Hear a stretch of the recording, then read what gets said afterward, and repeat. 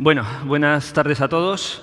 Es un placer estar aquí y dar las gracias a Cybercamp, a INCIBE, de haberme invitado a estar aquí dando una charla de tipo inspiracional. Esta vez no es una charla técnica de cómo trabajamos los detectives, sino explicaros la necesidad que tenemos en los despachos de detectives de personal que esté formado en cualquiera de las vertientes de la ciberseguridad. Luego veremos a qué nos estamos refiriendo. Con la presentación que me acaban de hacer, pues voy a pasar rápidamente por el quién soy yo. Ya lo ha comentado ella, detective privado, director de seguridad. A nivel informático o tecnológico estoy formado en seguridad informática de información, en informática forense y derecho. Tecnológico, menciones honoríficas, que ya lo hemos visto antes, y soy cofundador y coorganizador de la conferencia de ciberseguridad, Congreso de Ciberseguridad en Zaragoza, con Pilar, y también de los talleres de concienciación y seguridad informática para niños y jóvenes, que les hemos llamado Hack and Kids, y que es una cosa muy chula, que los peques se lo pasan realmente bien y aprenden sobre seguridad informática y cómo, entre otras cosas, cómo usar sus dispositivos. Vamos a pasar a ver un pequeño índice que he preparado sobre las cosas de las que voy a hablar. Vamos a ver rápidamente, sin entrar en mucha historia, qué es un detective privado, cómo se forma y cómo está regulada la profesión. También la relación entre el detective privado y la ciberseguridad, por qué necesitamos actualmente los despachos de detectives privados personal formado en ciberseguridad, casos reales relacionados con la ciberseguridad que han pasado por nuestros despachos, en los que he intervenido, por los que la propia policía, la Dirección General de la Policía me ha condecorado con estas menciones honoríficas. Características que debe tener un profesional de la ciberseguridad para trabajar en un despacho de detectives, que son unas características que normalmente son comunes a muchas de las necesidades que se plantean al trabajar para una consultora, por ejemplo, como por ejemplo la disponibilidad, pero que tiene alguna vertiente un poco más chula y algún pequeño inconveniente. Hablaremos también de qué puede esperar un profesional de la ciberseguridad de su trabajo en un despacho de detectives. No todo es malo y hay muchas cosas positivas de las que también hablaremos. Lo último, ¿cómo puedo ponerme en contacto con despachos de detectives para ofrecer mi trabajo como profesional? Esto se me ocurrió hacerlo por una cuestión, y es que en nuestra profesión existe mucho intrusismo, con lo cual es preferible saber a dónde nos tenemos que dirigir y saber si el sitio al que estamos enviando nuestro currículum o el sitio donde queremos estar trabajando es un sitio legal, es un sitio que está trabajando con una licencia oficial, etc. Contaremos cómo podemos hacer eso. Empezamos con lo primero, que es un detective privado, cómo se forma, cómo está regulada la profesión. Lo primero y más importante, el detective privado es el único profesional habilitado legalmente para informar y aportar información y pruebas sobre conductas o hechos privados. Es el único profesional. No hay ninguna otra figura en nuestra legislación que permita a una persona investigar a otra. Y, de hecho, nosotros mismos, para poder investigar a estas personas, y, por supuesto, cualquier persona que esté en nuestro equipo, precisa estar habilitado legalmente. ¿Cuántos detectives han estado ahí en España? 1.400. Actualmente 1.400, hay sobre 4.500, 4.800 licencias, pero en activo, concretamente, 1.400. De estos 1.400, el 30% son mujeres, incrementándose, cada vez hay más, y el 70% hombres, en clara decadencia. Los servicios de investigación privada, ¿en qué consisten? Realización de las averiguaciones que resulten necesarias para la obtención y aportación por cuenta de terceros de información y pruebas sobre conductas o hechos privados relacionados con los siguientes aspectos. Siempre con una legitimidad, es decir, la persona tiene que tener algún interés legítimo en la investigación que se va a realizar. Tenemos casos habitualmente de una persona que nos llama y quiere, por ejemplo, saber los mensajes de WhatsApp que manda a su pareja a otra persona, quiere saber cosas como qué vida lleva la vecina, quiere saber o informarse o quiere fotografías de la relación que tiene una persona con la que no tiene ningún tipo de relación con otra, en fin, una serie de asuntos para los cuales esas personas no están legitimadas. Ese tipo de investigaciones no se pueden realizar y, de hecho, no las hacemos. Sería una ilegalidad por nuestra parte realizarlas. ¿Qué tipo de conductas o hechos privados? Los relativos al ámbito económico, laboral, mercantil, financiero y, en general, a la vida personal, familiar o social, exceptuando la que se desarrolla en domicilios o lugares reservados. Es decir, tenemos vía libre para investigar la vida privada de las personas en esos entornos económicos, laboral, mercantil, financiero, etcétera, exceptuando la que se efectúe pues, en domicilios privados, en sitios donde no tengamos un acceso público, en fin, situaciones que todos sabemos perfectamente cuáles son y que no hace falta hablar mucho más. También nos encargamos de esto, de la obtención de información tendente a garantizar el normal desarrollo de ferias, hoteles, exposiciones, todo tipo de eventos en los que haya una gran concentración de personas y se precise de un personal no uniformado y especializado en detectar delincuencia, en detectar cualquier tipo de situación que pueda poner en peligro el evento. Por último, nos encargamos también de la investigación y obtención de información y pruebas relativas a delitos, pero solo perseguibles a instancia de parte. Es decir, los delitos que son de oficio no pueden ser investigados por un detective privado. Delitos de parte, luego hablaremos un poquito de ellos, pero delitos contra el honor, un abuso laboral, un moving, tipo de servicios que precisan, o de delitos que precisan que haya un denunciante, es decir, que el Estado no actúe de oficio. Una cosa muy interesante, ¿cómo se forma un detective? Nos da la impresión de que cualquiera puede ser detective y simplemente con decir lo soy o pongo un anuncio en la prensa y hago una página web súper chula ya podemos trabajar. No. El detective privado español es uno de los detectives mejor formados de Europa. De hecho, nuestro título es universitario, de grado, que es el que se va actualmente a imponer. Y también existen unos cursos de 180 créditos en universidades que también habilitan para la obtención de la tarjeta de identidad profesional de detective privado. ¿Universidades donde podemos obtener estos títulos? La Complutense, Valencia, Salamanca, Alicante, Udima. Hay muchas universidades también online en las que se puede seguir la carrera sin ningún tipo de problema y luego asistir a los exámenes, a las prácticas. En fin, es un trabajo y una forma de acceder a la profesión que es bastante cómodo. ¿Qué se estudia? Derecho constitucional, derecho penal, civil, laboral, mercantil, o sea, todo lo que tiene que ver relacionado con el derecho, como si estuviéramos estudiando una licenciatura en derecho. Todo igual. A excepción de la normativa, obviamente, de seguridad privada, ciencias sociales, psicológicas y criminológicas y técnicas de investigación. Además de que en el último curso se realiza práctica de investigación privada. Los alumnos van en un último curso a agencias de detectives donde realizan prácticas con los detectives. De forma que por lo menos, al salir a la calle, lleven un poquito de práctica de cómo se realiza un seguimiento, cómo se utiliza una cámara, cómo se pasa desapercibido en lo posible, en fin, ese tipo de cosas. Requisitos para obtener la habilitación de detective. Muy rápido.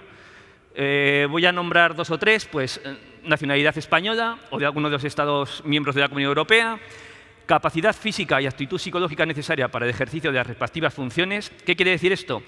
Que necesitamos tener y obtener el mismo certificado de aptitud que se pide para un guardia de seguridad, para un vigilante, para un escolta que porta armas, es decir, la misma capacitación física, psíquica e incluso profesional. Además de tener el título, por supuestísimo, carecer de antecedentes penales por delitos dolosos y no haber sido sancionado, en fin.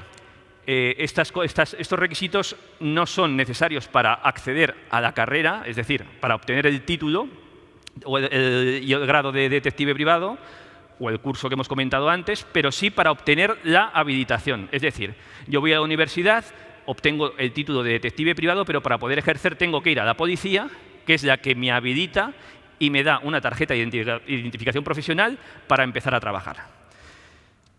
Más cosas. ¿Qué nos regula? Muy rápido. La Ley 5/2014 de 4 de abril de Seguridad Privada. En esa ley están vigilantes de seguridad, centros de alarmas, está todo el mundo. Para nosotros no nos gusta mucho estar ahí porque creemos que no tenemos mucha relación con esta ley, pero ahí es donde estamos integrados y, de hecho, estamos a la espera también de un reglamento que va a regular un poquito más nuestra profesión y que va a salir en fechas próximas. Prohibiciones. ¿Qué no podemos investigar? Esto lo hacemos también, lo unimos a lo que no podrán investigar la gente del mundo de la ciberseguridad que trabaje con nosotros. Delitos perseguibles de oficio, lo hemos dicho antes. Cualquier cosa que debe, por obligación, investigar el Estado, con sus medios, Guardia Civil, Policía, no lo podemos investigar. De hecho, si durante el transcurso de nuestras investigaciones tenemos conocimiento de un delito, tenemos que informar en ese mismo momento. Informamos a Policía toma el asunto, entregamos toda la información y todo lo que hemos obtenido y Policía es la que sigue con el asunto. Puede en un momento determinado solicitar colaboración o no, pero hasta ahí es donde hemos llegado en ese tema.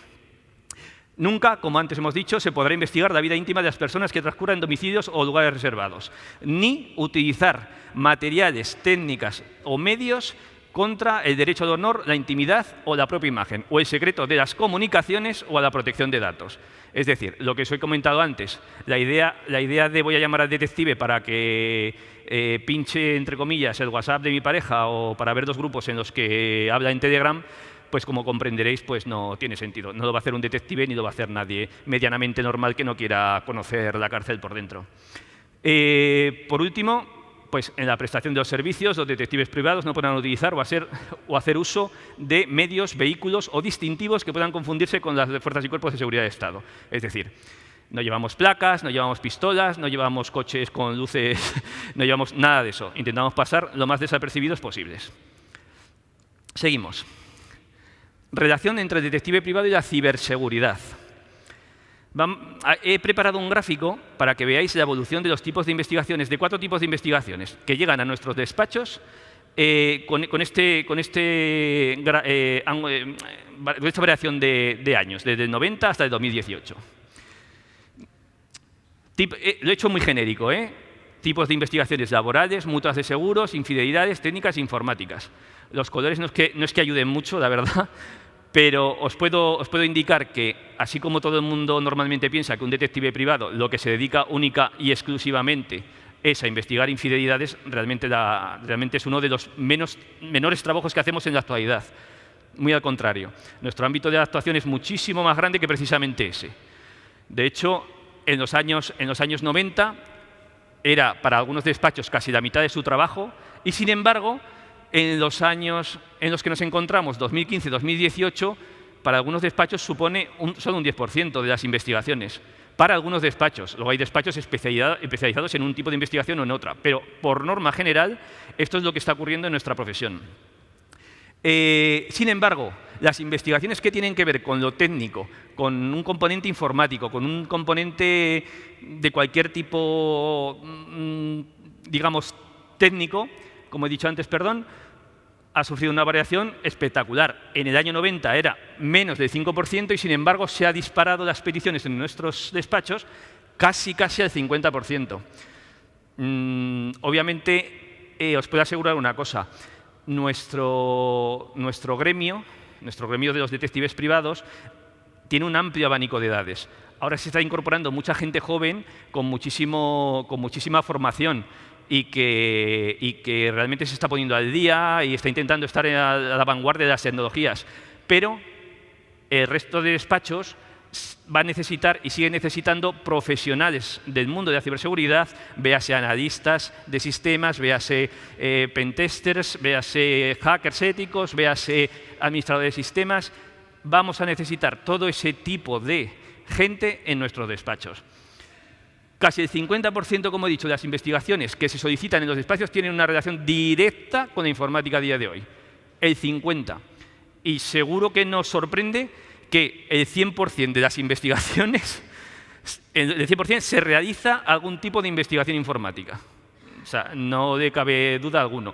Y hablamos de investigación informática, aunque sea buscar el nombre de la persona que tenemos que seguir, de la empresa o de lo que sea, para empezar, como diríamos cualquiera, en Internet, en Google, en cualquier buscador, en las redes sociales, es que es lo básico. El 100%. ¿Qué investigamos en estas redes? Os lo podéis figurar. Lo mismo que hacemos cuando tenemos curiosidad por cualquier persona, ¿no?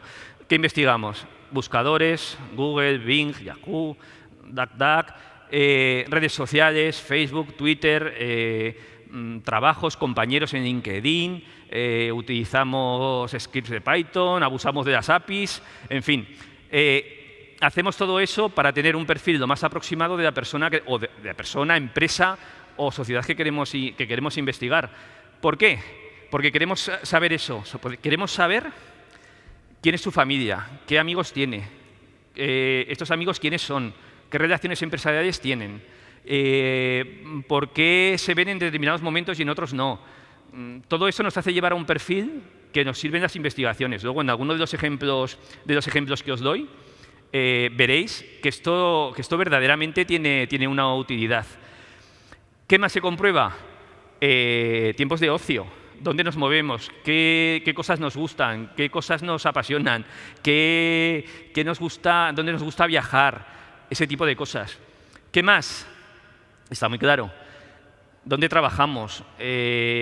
¿Por qué trabajamos allí y no en otro sitio? ¿Dónde hemos estado trabajando antes? Nos puede interesar por qué salisteis de una empresa mal. Toda esta información, no hace falta que os diga que está en Internet a disposición. Nosotros la utilizamos. ¿Qué se analiza en este caso? Pues lo que vemos ahí. La información que aportan los buscadores, información en redes sociales, datos personales, públicos, ya sabéis, los BOPs, publicaciones de entidades, fotografías, por supuesto, en las que aparece la persona, lugares de trabajo, estudios, formación, vehículos. Ya sabéis que sale una multa y parece mentira, ¿verdad?, que sea público que aparezca una multa relacionada con nuestro coche y nuestro nombre con 2 apellidos y con DNI, pero aparece, todo el mundo lo sabemos. Relaciones familiares, relaciones personales, las aficiones, ya os digo que esto es muy importante. Gustos, eventos a los que vamos a acudir, eventos a los que hemos acudido, alguna baja laboral de las que realizamos. En alguno de los informes se ha aportado fotografías obtenidas de redes sociales en las que la persona estaba haciendo una actividad que era contraproducente con su recuperación. Véase bailar, jugar al tenis o montar a caballo. Siempre y cuando sea algo que vaya en contra de su recuperación. Pero además también los clientes solicitan otras cosas. Y por eso es el motivo por el cual estoy aquí. Los clientes nos solicitan temas de competencia desleal muy relacionados con el tema forense informático, por ejemplo, con el tema de gestión de sistemas, temas de filtración de información confidencial, detección de intrusiones. Luego hablaremos de un caso de una intrusión que es bastante curioso. Espionaje industrial. Las empresas están muy preocupadas porque ya no es que se hagan públicos datos nuestros que tenemos en las empresas, se hagan públicos en Internet, que tengo un rollo con la Agencia de Protección de Datos, con el reglamento, con tal. Ya no es solo eso, es que esa información se la lleve mi empresa competidora y con esa información me coja más avance en lo que es la práctica comercial. Fraudes a seguros. Muchas veces, muchos de los fraudes a seguros que se investigan en España se resuelven con publicaciones en Facebook o con publicaciones en Twitter, o en Twitter menos, perdón, en Instagram, por ejemplo. Pues es presumiendo, a lo mejor, presumiendo de una carrera con un coche, presumiendo que estoy no sé dónde haciendo no sé qué y resulta que estoy dentro de un domicilio que no debería ser el mío. Información previa a contratos. ¿Qué nos pasa aquí? La empresa, por ejemplo, quiere hacer una operación con una empresa china. Pues obviamente puedes tener una referencia, pero ¿cuántas veces no sabemos de empresas que montan una infraestructura muy chula, con sus tarjetitas, con sus páginas web, con contactos detrás, con teléfonos en los que realmente atiende a alguien, dando una apariencia, para luego hacer un primer pedido pequeño, pagarlo, hacer uno muy grande, enviarlo y no volver a recibir nada por ese pedido? Lo investigamos también. Antes de que se haga ese contrato, hemos investigado a esa empresa, pero muchos más trabajos de los que nos entran tienen relación con la ciberseguridad y, como digo, los empleos que están cercanos a lo que es la ciberseguridad. Seguridad informática o análisis forense, como digo, o directamente pentesting de sistemas, todo ese tipo de cosas. ¿Por qué necesitamos personal en nuestros despachos? Porque muchas veces necesito esto, un perito informático forense, porque un cliente me dice que necesita hacer una pericial y yo tengo que tirar de un perito. Y en mi caso yo tengo esos conocimientos, pero muchas de las ocasiones quiero que sea otra persona la que me haga ese informe para que vaya a declarar por su cuenta. Yo normalmente, pues uno de los últimos temas que he tenido a nivel pericial, pues he contratado a un perito que conoceréis, que se llama José Aurelio, que es de mi total confianza, y él es el que me hace esa pericial. De forma que, por un lado, va mi informe con mi investigación, con mis seguimientos y las pruebas que he obtenido de otro tipo, y por otro lado va el informe para que el ingeniero informático, perito informático forense, vaya a declarar por su tema. Un hacker ético. ¿Por qué necesito un hacker ético? Porque probablemente en muchas ocasiones necesitaré saber cómo están los sistemas, cómo han entrado y por qué han entrado en esos sistemas en los que ha habido una intrusión. Luego comentaremos un tema de este tipo. Un analista de inteligencia. ¿Por qué? Porque es tal la cantidad de datos que recibimos y que recabamos en las investigaciones, no solo por Internet, sino de la gente que tenemos en la calle. Hay que pensar que es que todo esto no es simplemente una información que sacamos de Internet. Estamos haciendo seguimientos, estamos haciendo vigilancias, estamos haciendo observaciones, vehículos, personas, y todo eso que hay que unirlo. Y de todo lo que unamos y recojamos hay que hacer un extracto. Y de ese extracto tenemos que sacar una hipótesis y de esa hipótesis una conclusión. Es decir, tenemos mucha información, necesitamos a alguien que nos la ponga en claro. Esto se ha movido, pero bueno, lo entendéis. Especialista en programación, Python, JavaScript, PHP, PER. No hace falta que os lo diga. Son los lenguajes de programación de Internet por antonomasia. Para APIs de LinkedIn, para APIs de Twitter, para el típico abuso de las cosas que deberían dar y que conseguimos con ellas. Administradores de sistemas, porque muchas veces cuando hay una intrusión, lo comentaremos, la empresa a lo mejor no está interesada en que se destape que se está haciendo una investigación y necesitamos a alguien que vaya allí, se meta en la empresa como un trabajador normal, haga su extracción de información y sobre eso trabajamos, porque no sabemos si el topo o la persona que está sacando información está dentro. Auditor de sistemas informáticos, lo mismo que estoy hablando. No solo un administrador de sistemas que sepa controlarlo, sino uno que posteriormente nos haga el análisis, nos haga la auditoría y la podamos presentar donde sea. Muy importante para nosotros. Muchos otros que van surgiendo a diario. Esto lo tengo claro. Esto va para adelante. Vamos a ver ahora mismo, mira, os voy a contar casos reales relacionados con la ciberseguridad. Casos que me he encontrado en mi trabajo. Por alguno de ellos he sido galardonado, como hemos dicho antes, con una mención honorífica por el trabajo realizado. En algunos de ellos, además, como tienen un componente de público, o sea, es decir, lo que se ha evitado en algunas cosas era una institución pública y se ha evitado algo que iba a hacer un daño al resto de la sociedad, pues por eso, además, se galardona de una forma un poco más especial. Vamos a empezar por este caso. Os lo voy a contar, que es muy curioso, muy fácil y vais a llegar a la resolución casi instantánea.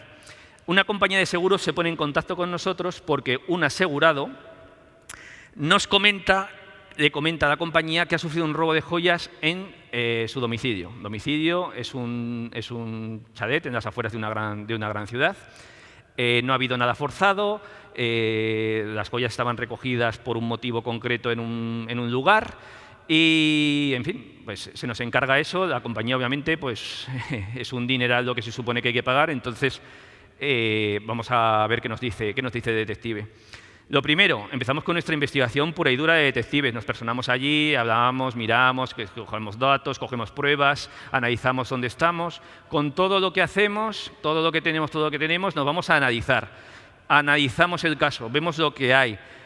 Hay cosas que nos chirrían. Pero bueno, mientras esas cosas que nos chirrían, que no nos gustan, se nos ocurre una idea. Como las joyas han sido robadas, eran joyas, eran relojes. Hablo de joyas en genérico, eran relojes, en fin, eran más cosas. Como a la par de que debíamos investigar cómo iba la cosa, teníamos que valorar lo que realmente supuestamente se había robado. Solicitamos al asegurado que nos envíe alguna fotografía, las que quiera, donde se pueda ver la joya o el reloj, simplemente por el hecho de ver pues, qué marca puede ser, en fin, tener una valoración. Lo que esperábamos nosotros eran fotografías de la comunión, de una boda, en fin, ese tipo de cosas que normalmente tiene la gente. O sea, he acudido a un sitio y me he hecho una foto. Entonces, esperábamos eso. Al contrario de lo que esperábamos, el asegurado lo que nos envía son unas fotografías de las joyas y los relojes puestas sobre un lugar concreto de su domicilio, todas juntitas. Bueno, 4 o 5 fotografías, pues tampoco nos llama mucho la atención, pero bueno, no esperábamos, la verdad, no esperábamos encontrarnos con que tuviera este hombre esas fotografías. La cuestión que se nos ocurriría a cualquiera. Vamos a analizar esas fotografías que nos ha enviado este hombre. Es que tampoco esto era demasiado complicado. Aquí he puesto análisis pericial por poner algo. Es decir, ya sabéis por dónde viene. Metadatos, a ver lo que hay. Y es que esto no hace falta ser un experto en nada. Todos sabemos hacerlo. ¿Qué nos encontramos? Pues lo que os podéis esperar. El robo se produce en mayo. Perfecto. Robo en mayo. Qué guay. Las fotografías están hechas en julio. Tócate las narices.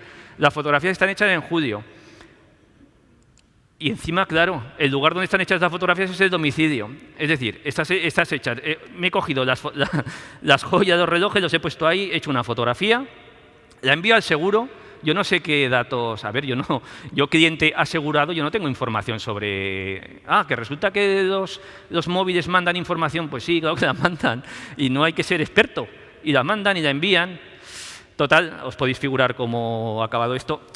Supongo que iremos a juicio y tal, y habrá, pues en este es uno de los casos en los que os he comentado que he utilizado a este perito para que me hiciera un análisis un poco más concreto sobre estas fotografías.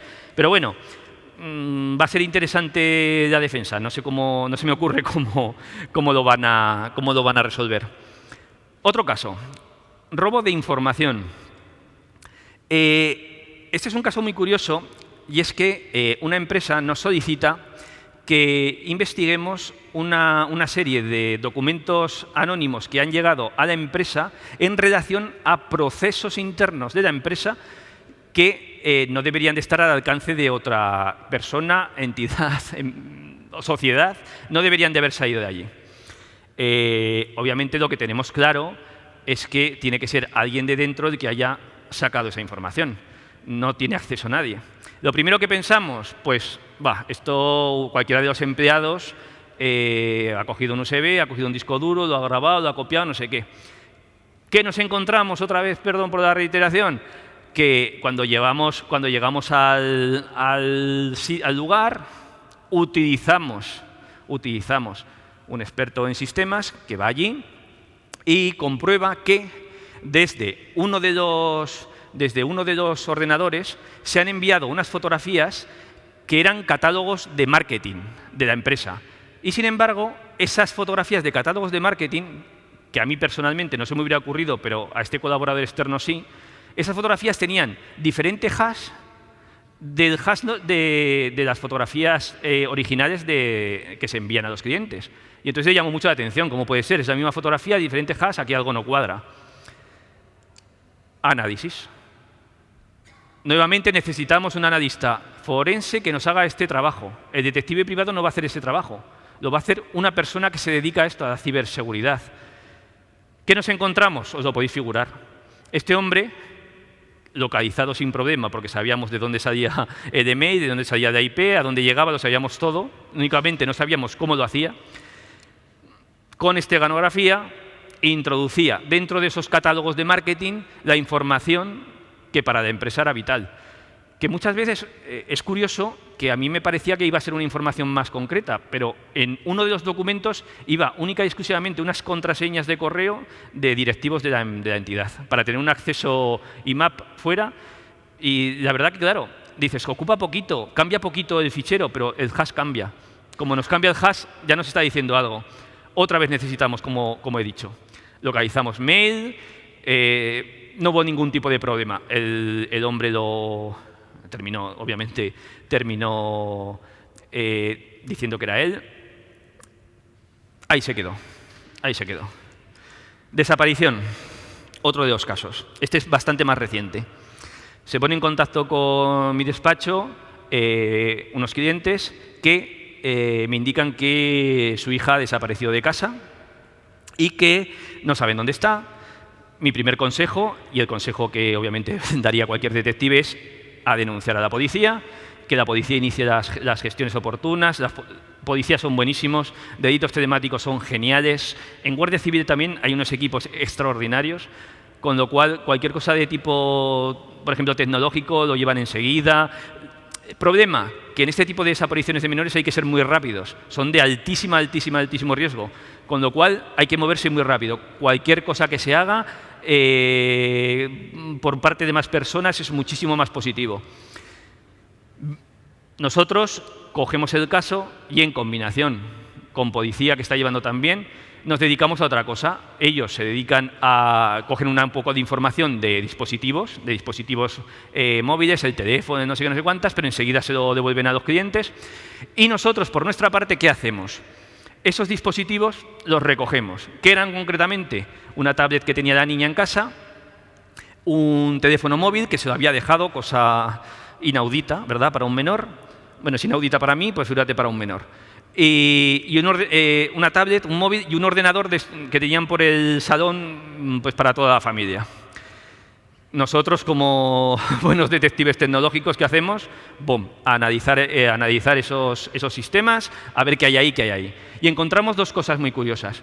Encontramos que los teléfonos móviles hablan de unas rutas, unos sitios y unos lugares por donde la niña pasaba habitualmente y que en las últimas 2 semanas eran diferentes a todos los anteriores. O sea, no tenían nada que ver. Sitios nuevos, lugares nuevos. Y por otro lado, encontramos también, por unas conversaciones de un Instagram que tenía abierto la niña en el ordenador de casa, encontramos unas conversaciones, como digo, con otro chico menor. Entonces, claro, se nos encienden las alarmas y decimos, aquí lo tenemos claro, que la hipótesis más factible es que esta chavala se haya ido con este chico, hay que localizar al chico. En combinación con la policía, ¿cuál es nuestra hipótesis y en qué trabajamos? En que la chica se ha ido de casa.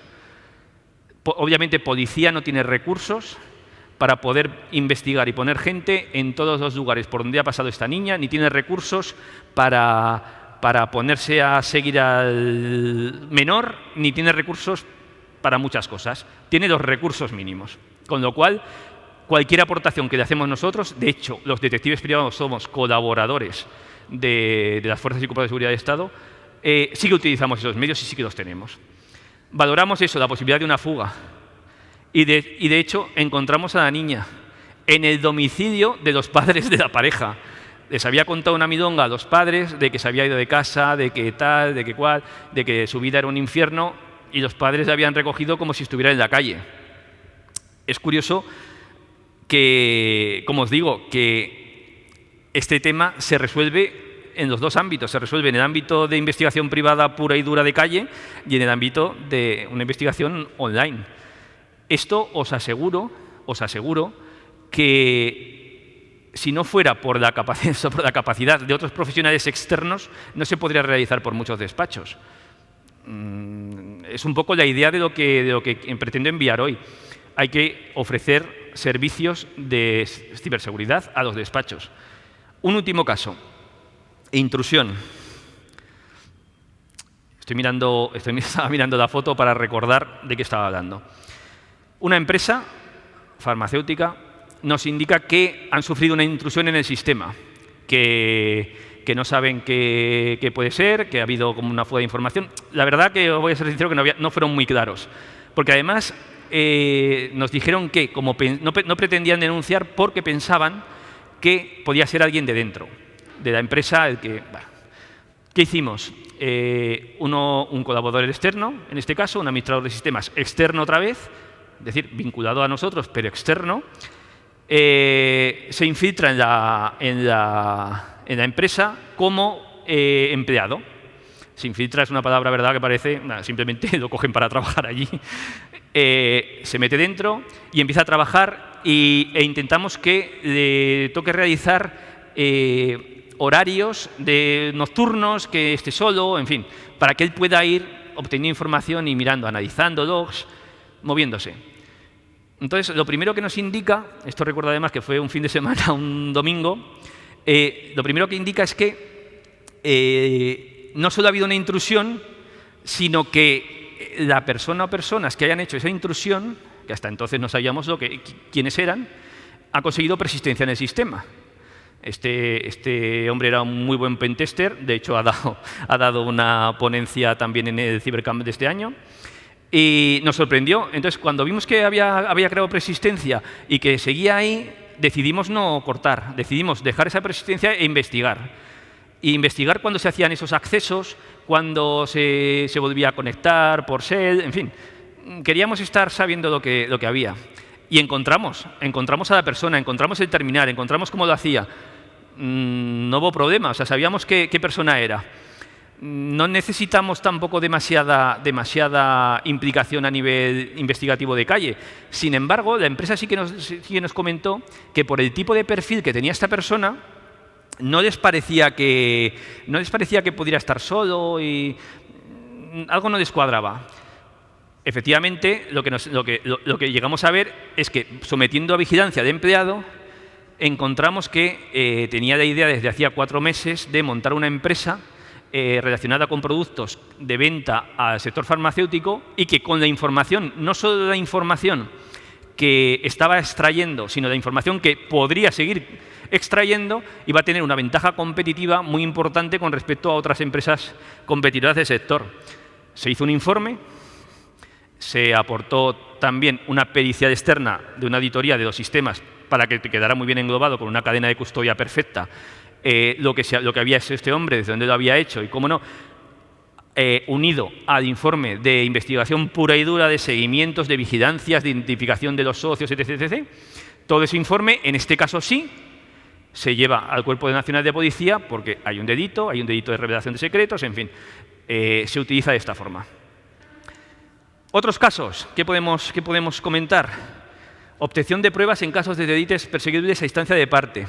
Es lo que os he comentado. Los detectives no investigamos delitos de oficio, solo de parte.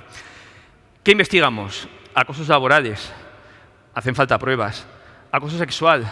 Hacen falta pruebas. Descubrimiento y revelación de secretos. Hacen falta pruebas. Necesitamos guardar esa cadena de custodia. Nos lo recuerdan muchas veces en las ponencias los profesionales del sector.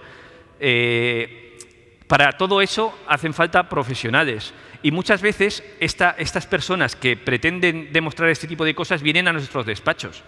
Y en nuestros despachos tenemos que tener ese componente tecnológico. Delitos contra el honor. Normalmente calumnias e injurias, lo he puesto también, he visto que está repetido abajo.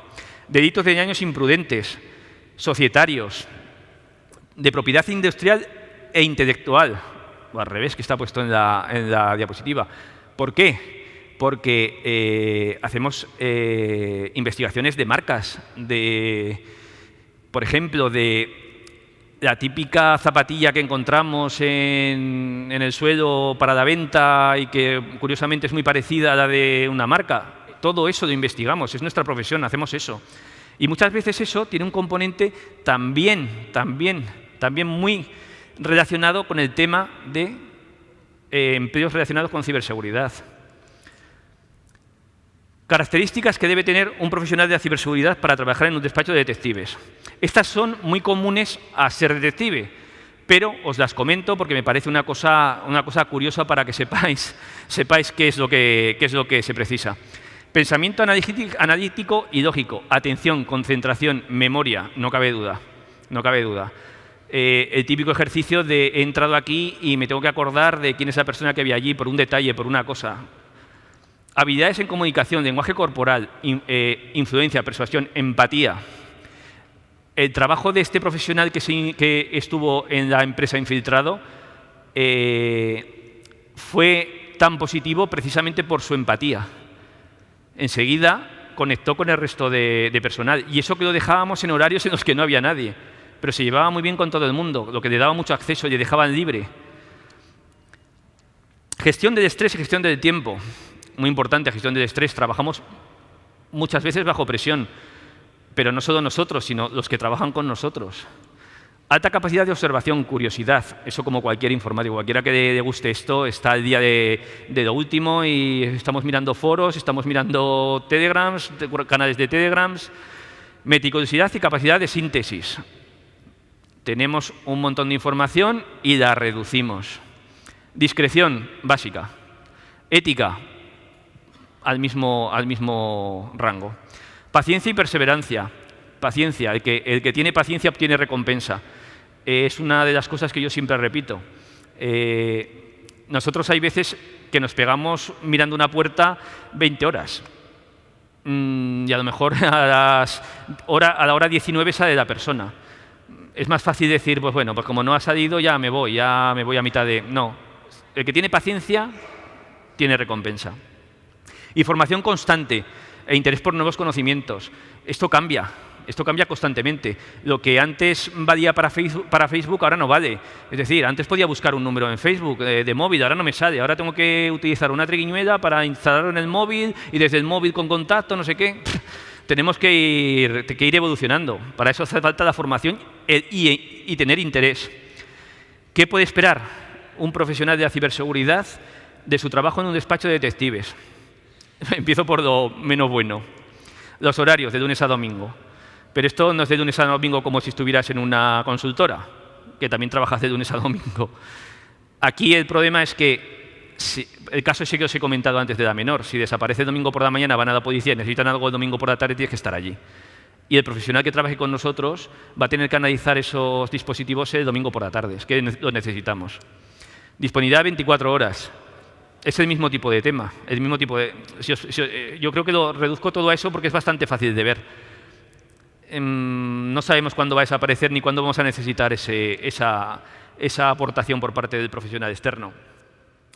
Es complicado hacer planes, porque claro, yo puedo planificar las vacaciones en diciembre o el puente de este próximo que viene de diciembre y sin embargo no saber si el lunes va a entrar alguna cosa que me va... Pues así es la vida del detective y así es la del personal que trabaje para una agencia de detectives. Exigencia máxima.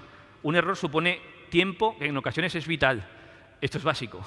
Esto es básico. Para nosotros el tiempo va siempre en contra. Y normalmente solo tenemos una oportunidad.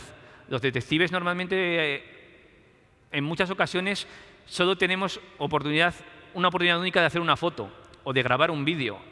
A lo mejor esa persona ya no vuelve a pasar por esa puerta o no vuelve a entrar, no vuelve a salir. No tenemos más oportunidades. Esto también te crea una tensión que, bueno, da un poquito de vidilla también. Viajes nacionales e internacionales. Salimos mucho, nos movemos mucho. Pues eso lo he puesto en inconvenientes. Luego lo he puesto también en ventajas, también está chulo. Pero depende de la persona. Hay gente que le gusta mucho moverse y gente que no le gusta. Yo hoy, por ejemplo, he venido encantado de Zaragoza a dar esta charla, pero vengo de Zaragoza. Ventajas.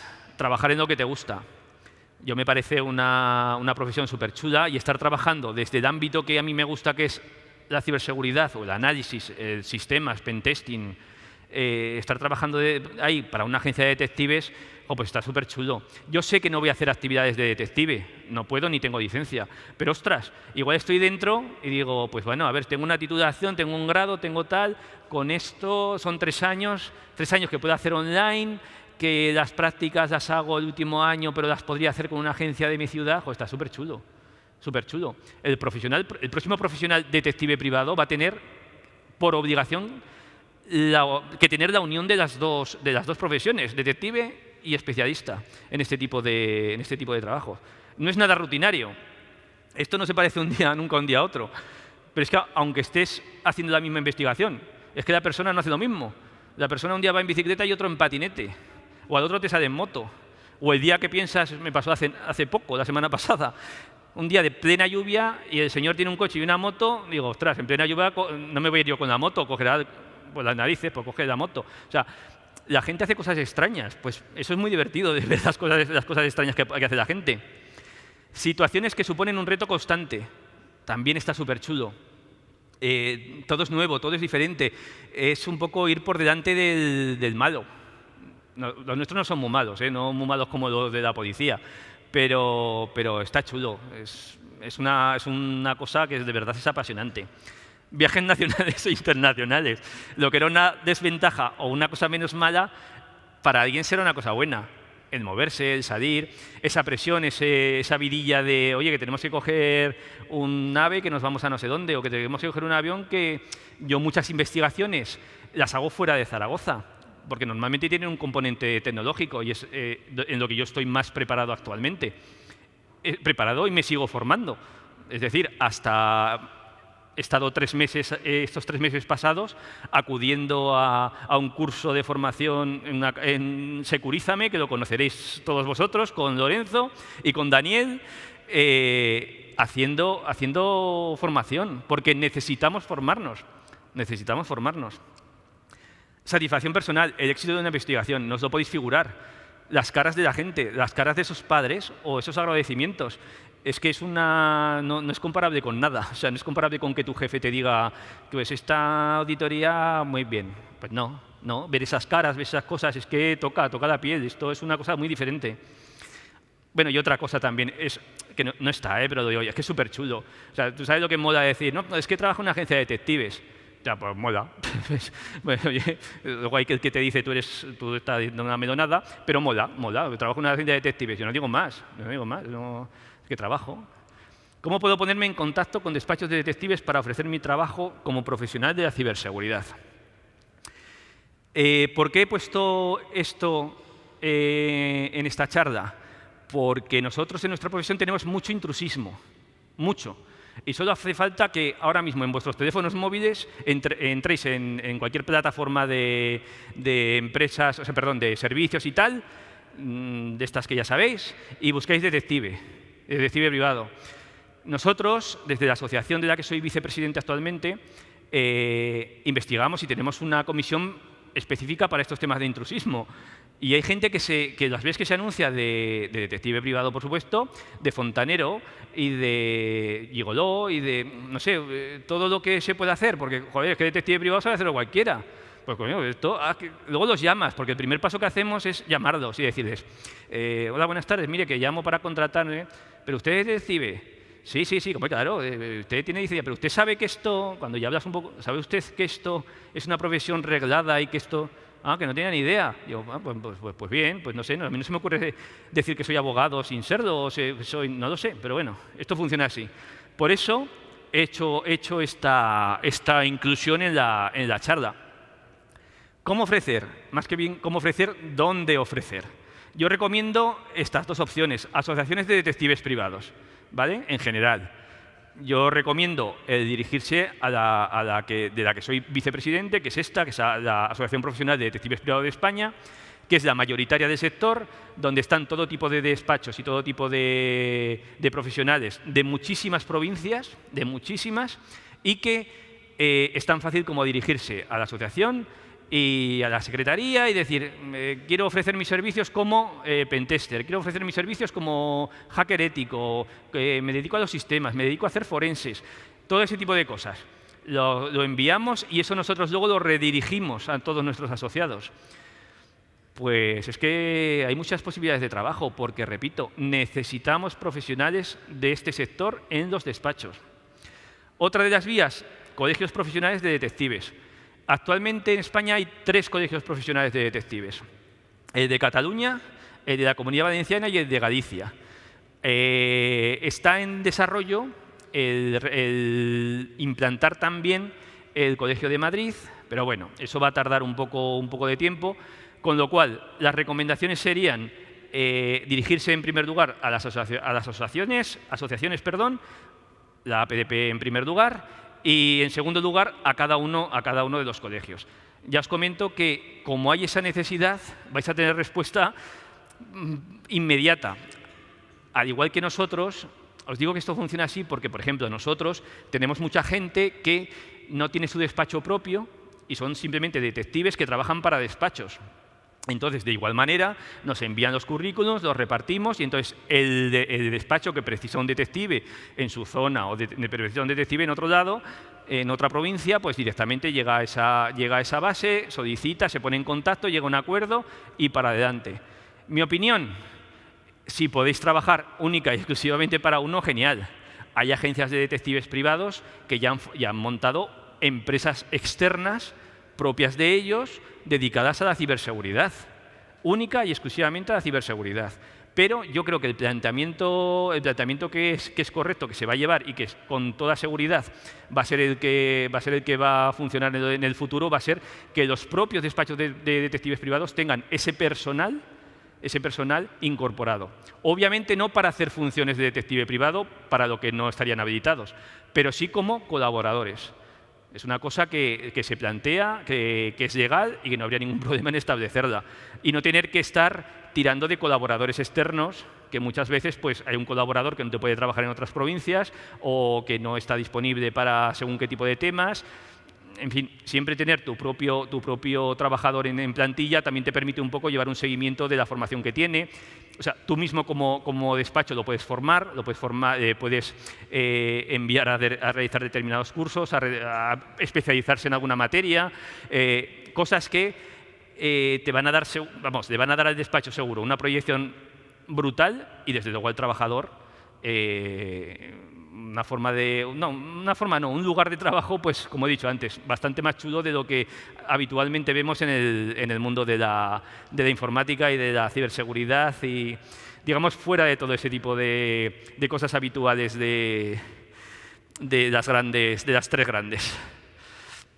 Bueno, pues llegados a este punto, ya vamos a abrir un turno de preguntas para ver si a alguien le apetece preguntar alguna cosa, tiene alguna duda o algún interés específico por algo. Yo estaré encantado de atender lo que queráis preguntarme.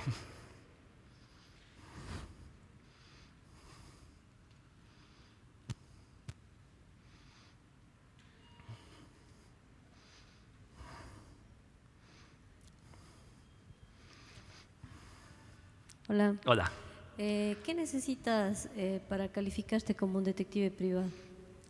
Lo he comentado antes, pero te lo pongo rápidamente. No lo habrás visto, ¿no? No. Pues no hay ningún problema. De momento, hay dos formas de acceder a la profesión. Una es por un curso de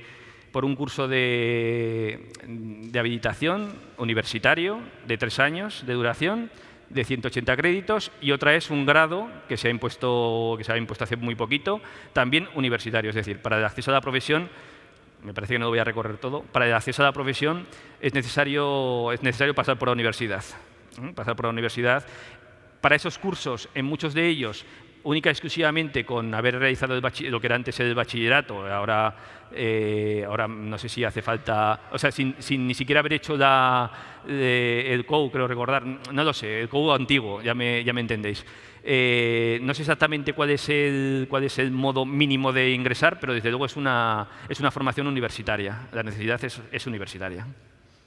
Por ejemplo, para ser un perito informático, Sí. entiendo que la Fiscalía o Ministerio de Justicia te acredita para ser perito.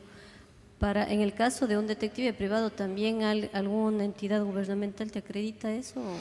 A ver, una cuestión importante. Para ser perito informático no te acredita ningún ministerio. Un perito informático lo que le acredita es su conocimiento en la materia de la que va a exponer su criterio. O sea, no hay una acreditación como tal. De hecho, en el sector se lucha precisamente porque contra mucha gente que se presenta como perito informático y ha hecho un curso de 3 días en un fin de semana en Alcorcón. Por poner Alcorcón, solo falta que haya una escuela en Alcorcón. Por poner un ejemplo. Normalmente los peritos informáticos suelen ser ingenieros técnicos o ingenieros obviamente informáticos, pero tienen una formación también universitaria y con esos conocimientos son los que el juez te va a exigir a la hora de presentar un informe en un juzgado. Y la otra pregunta era con respecto a los detectives. Sí, los detectives, una cosa es hacer el curso de detective que he comentado antes universitario, pero aparte de eso, quien te habilita realmente es la Dirección General de la Policía, el Ministerio de Interior. Es decir, con ese curso, tú vas al Ministerio de Interior, tienes que tener una serie de requisitos que hemos comentado al principio de la charla, tener ciudadanía europea, varias cosas, carcera de antecedentes penales, en fin, varias cosas, y con eso y el título es cuando se te habilita. Y entonces ya puedes ejercer como detective privado. Como detective privado, como despacho de detective privado. ¿Me explico? Porque una cosa es despachos de detective privado, que parece una cosa extraña, pero una cosa es despacho de detective privado, que es el que puede contratar con terceros, y detective privado, que el detective privado trabaja para despachos de detectives privados. Es decir, un detective privado es un poco raro de explicar. Un detective privado, como tal como figura, no puede ofrecer servicios a la ciudadanía, a terceros. Los servicios se ofrecen a través de un despacho de detectives privados. El despacho lo que tiene es otra serie de obligaciones legales, de medidas de seguridad, de seguros, en fin, tiene otra serie de responsabilidades con respecto al trabajo que se hace fuera para el cliente final. ¿Alguna cosita por allí? Allí.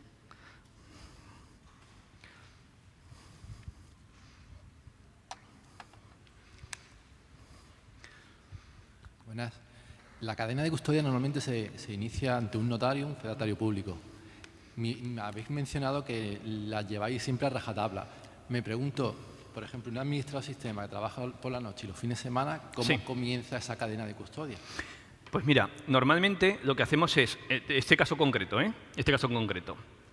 lo que se obtuvo fue cadena de custodia desde en el momento que se llegó. Es decir, eso se extrajo. Y sobre el análisis de lo que se extrajo, dejamos al personal allí. Y el personal que estaba allí trabajó sobre lo extraído. Me explico, porque la intrusión ya había sido. Es decir, no manipulamos, sé lo que me quieres decir, no manipulamos porque claro, se rompe constantemente. Es decir, creo que no ha quedado bien explicado cuando es una muy buena pregunta. Recogemos en el momento que llegamos. Metemos a la persona porque necesitamos que esté en el entorno y siga trabajando, que es cuando empieza a ver que hay persistencia, etc.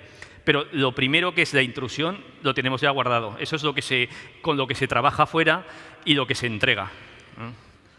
No, pero buenísima pregunta, correcto. Gracias. ¿Alguna cosita más?